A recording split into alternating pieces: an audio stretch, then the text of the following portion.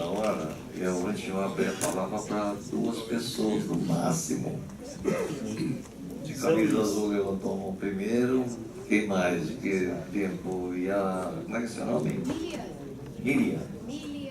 A Miliana, isso. Então, o seu nome? Zé Luiz. O Zé Luiz e a Miliana, então, por favor. O Zé Luiz primeiro. Aí, desculpa para o nosso pai. Ainda tem que falar no microfone. Como é que é seu nome? Abel. Bom dia a todos e a todas.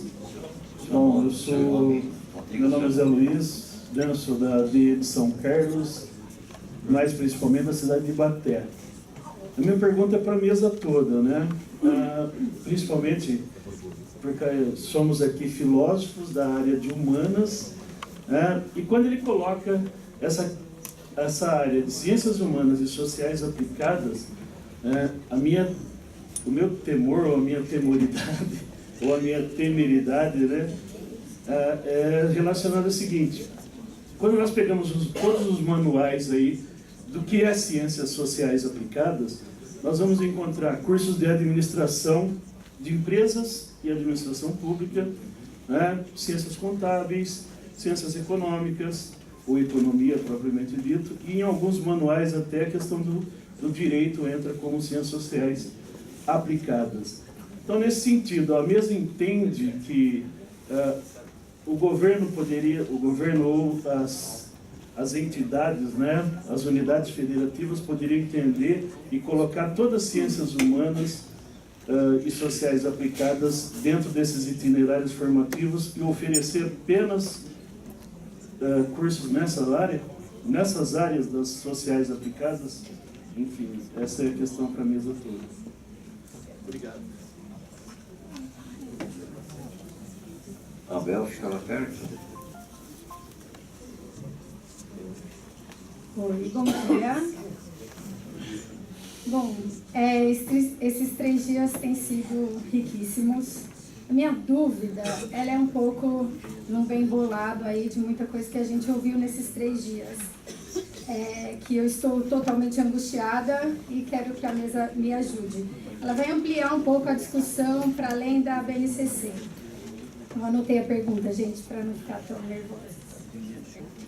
A tendência demonstrada pela reforma do ensino médio, né, que é a mercantilização da educação, tem essa total relação com as organizações privadas, ela não é uma tendência exclusiva da educação, né? Hoje se mercantiliza tudo, saúde, segurança, que na verdade está vinculado a uma pressão maior do mercado, né, que está globalmente automatizando, investindo em inteligência artificial, esse capitalismo trator aí que está passando em cima de todo mundo.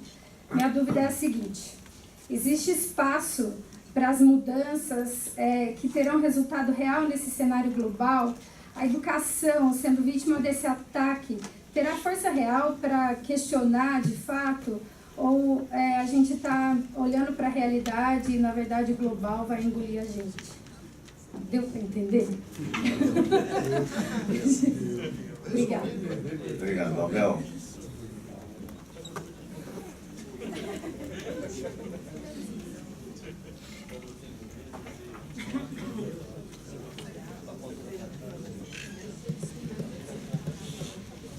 Bem, bom dia a todos. Esse encontro tem sido muito rico, né? Desde que a gente vem acompanhando todos os dias pelas manhãs. Então, mas a pergunta que eu queria fazer é o seguinte: falar um pouquinho sobre a contradição que nós estamos vivendo hoje. Apresento esse projeto aí, do BNCC, mas onde a filosofia é exilada. E qual que é a contraposição disso aí? Nós temos hoje 2 candidatos a presidente, os presidenciáveis, que são formados em filosofia, e um deles é professor de filosofia na USP. Então, veja como é que são as coisas, como é que pode ser um país nessas condições, né?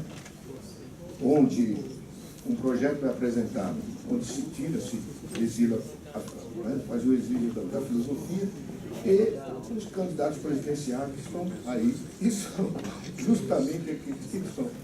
Né? Vocês conhecem, né? Vocês sabem quem são, né?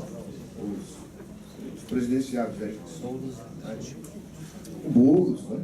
É formado em filosofia, da USP, e o Haddad, ele é também formado em filosofia e professor da USP, de ética, né? Filosofia. Então, 2 candidatos. Agora, o seguinte, nós temos a possibilidade de um deles ser eleito, né?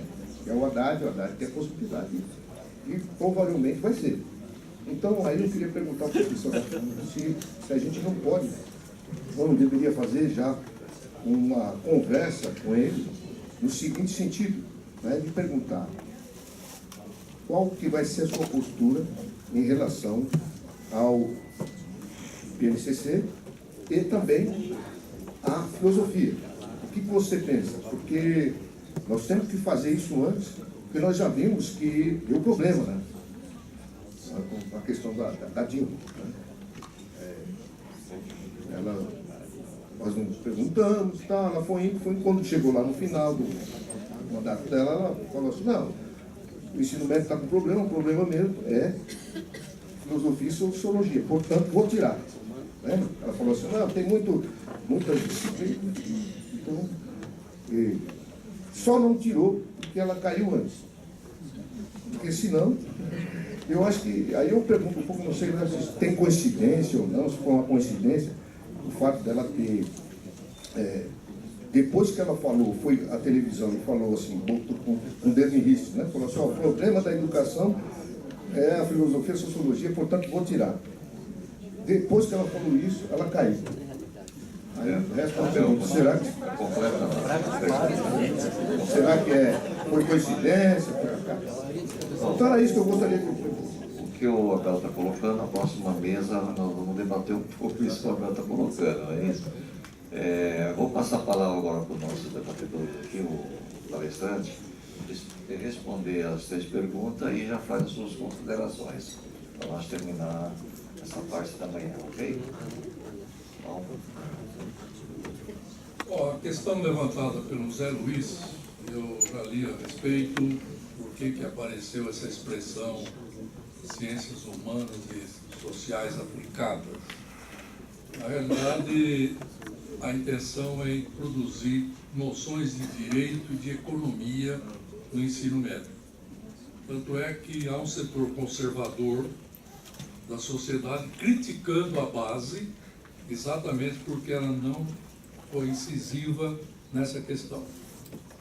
Acabei de ler um documento aí de 4 professores lá do Rio de Janeiro, conhecidos aqui todos, que têm um perfil bem conservador, do ponto de vista político, ideológico, e eles acham a base boa, mas criticam exatamente porque ela não foi incisiva na questão de introduzir noções de economia e de direito.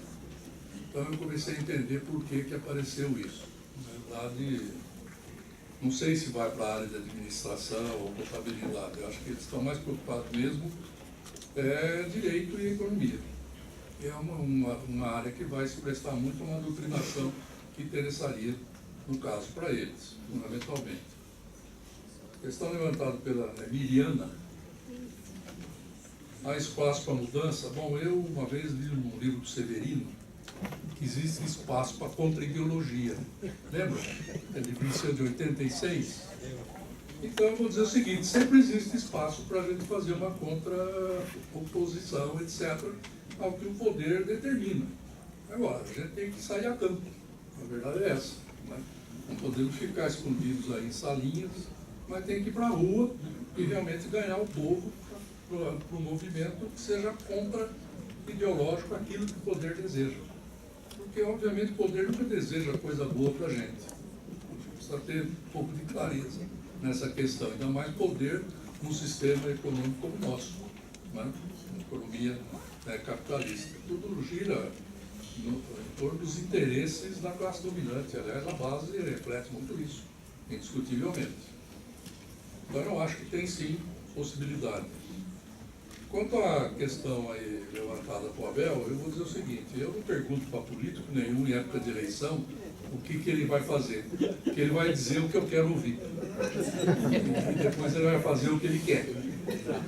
Eu já participei de várias campanhas trabalhando em redação de programa para candidato, e depois ele ganhou e eu não vi ele fazer nada daquilo que nós discutimos durante meses. Né? Durante a campanha ele falou, ele lia o programa e fez o que ele quis. Então, Abel, eu não pergunto qual é a posição dele em relação à filosofia, principalmente ele sabendo que eu sou da área de filosofia. Ele vai exatamente falar aquilo que eu queria ouvir dele. Então eu não perco meu tempo com isso, não. É isso.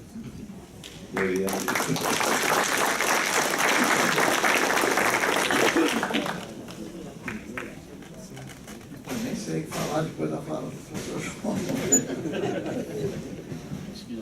Vou só ficar na questão do espaço, tá?